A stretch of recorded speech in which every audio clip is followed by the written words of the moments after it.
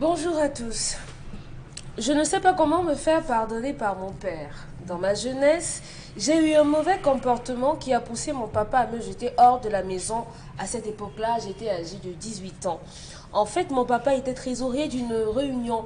Un jour, à son insu, en fouillant dans sa chambre, je suis tombée sur de l'argent qu'il avait dissimulé, l'argent de cette réunion, et il s'en est rendu compte. Il a fouillé la maison sans jamais rien trouver. Malheureusement, mon papa a fait 6 mois enfermé à cause de cet argent et étant là-bas, il a eu vent de ce que ma vie avait changé.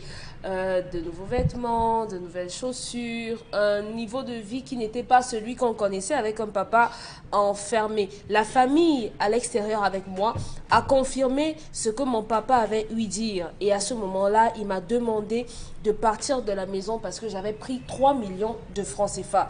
C'était un ouf pour moi. Enfin, je pouvais être libre de vivre ma vie de jeune comme je l'entendais.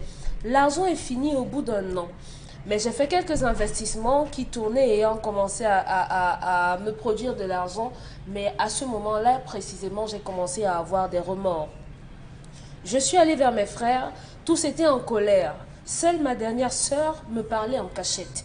Avec le temps, ma mère également ne voulait pas me voir, mais avec le temps, elle a commencé à m'admettre dans la maison en l'absence de mon père. Après 3 ans, j'ai pris mon courage pour venir parler à mon papa. Il a refusé de me recevoir. Chaque année, environ, j'essaye de faire le pas vers mon père et il ne veut pas. Ça fait 10 ans précisément que je suis en quête du pardon de mon père, mais il refuse. Je sais que j'ai abusé. J'étais naïf, mais aujourd'hui, je suis quasiment au sol. J'ai besoin de votre aide. J'ai besoin de votre aide. Au départ, j'étais content, mais 10 ans ont passé.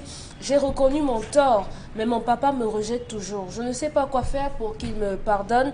J'ai tellement peur qu'il meure étant en colère contre moi. Je n'arrive pas à avancer avec ce poids sur le cœur. Je vous prie de m'aider à retrouver la paix. Aidez-moi à me réconcilier avec mon père.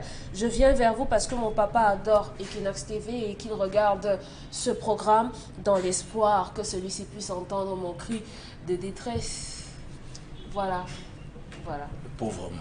Si... Je vous demanderai de me donner un mouchoir afin que je suis meilleur. C'est trop triste. C'est quoi? C'est mon histoire ou c'est celle d'Audrey? J'ai bien envie de pleurer, mais les bantous ne pleurant jamais, je dirais à ce père, maudis-le davantage. Charles Armel. Maudis-le davantage. Pourquoi? Premièrement, qu'est-ce que vous faites de l'honneur? L'honneur de son père qu'il a bafoué. Oui. À notre âge, l'honneur. Il n'y a que ça qui vous reste. Pardon? Il n'y a que l'honneur qui vous reste. Piétine-moi, insulte-moi, verse-moi l'eau, verse-moi la boue, mais mon honneur. Même son sauveur à l'église a dit quoi? Voilà. J'aurais tout pardonné, mais les crachats que vous avez mis ici. C'est pas ce que Jésus a dit.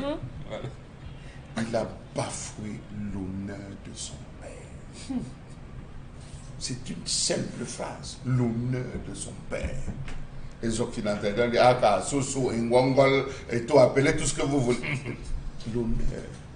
Qu'est-ce qu'il a fait? La mère de la femme de ce monsieur est une sorcière. Elle savait.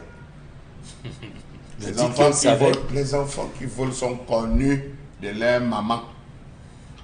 La maman sait que tel peut prendre, tel ne peut pas prendre, tel peut faire, tel ne peut pas faire.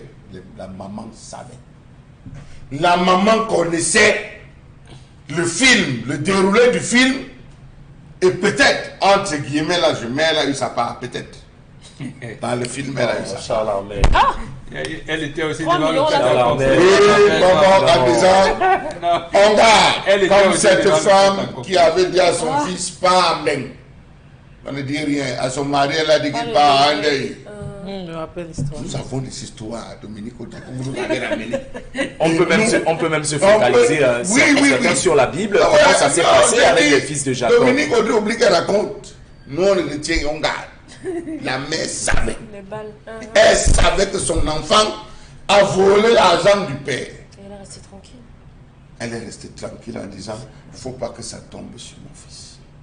Mais le fils ne le dit pas dans l'histoire. Il ne faut pas. Non, il ne peut pas le dire.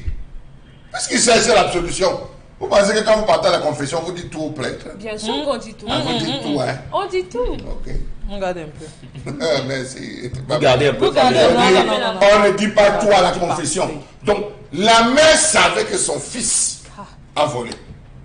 La mère lui a dit, tu as vu ce que tu as fait, la conséquence de tes actes. Regarde maintenant. Bêta, on laisse. On dit qu'on a volé l'argent là une fois, l'argent là s'est perdu. Comme ça, ton père, on laisse comme ça que de le dire. Les femmes sont capables de protéger leurs enfants jusqu'à ce point. Il lui dit que laisse, on va se battre, on va trouver l'argent, ton père va sortir, on va gérer, mais là, laisse. Pourquoi la mère n'a pas pris cet argent et fait rembourser? Parce qu'elle n'était pas comprise. Question. C'est une femme, comme toutes les autres femmes, qui passent le temps à dire que ton père n'a jamais rien fait pour moi. Pour la première fois, on vient d'avoir un peu d'argent et qu'on sort. Deuxième fait. Je prends les cas, c'est plein. Deuxième fait. Ouais. Le père met l'enfant dehors. Aujourd'hui. Le père met l'enfant dehors. Ça, c'est nous. Aucune négociation. Rien. Le gars dit, je m'en vais. Il a la bénédiction de qui? De sa mère. La bénédiction de sa mère, qui n'a pas fait opposition. Le gars sort, il part jouer la vie, il fait tout ce qu'il peut faire, et il dit, je rentre. Quand il a épuisé, il n'a même plus 5 francs. C'est longtemps il dit qu'il a... C'est un menteur, c'est la pauvreté qui le fait rentrer. Il n'a plus 25. Et il vit où? J'ai dit, il n'a plus 25. Peut-être vivre sur le dos d'une femme, il n'a plus 25. Il cherche à retourner sous les ailes de son père parce qu'il a commis des gaffes. Les enfants ne parviennent pas à nourrir. Les enfants ont des difficultés, même avec la mère de ses enfants. Il se retrouve au carrefour de sa vie, il faut qu'il rentre. Le père ne pardonne pas. Jamais. Que le père campe sur sa décision. Et qu'on lui interdise même de voir le cadavre de son père. Hey, Chalamel, c'est dur.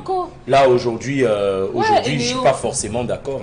Tout ça, c'est la faute des néos. Non, vraiment, je suis d'accord. Tout ça, c'est à cause de l'énéo, comme quelqu'un dirait. C'est à cause de l'énéo.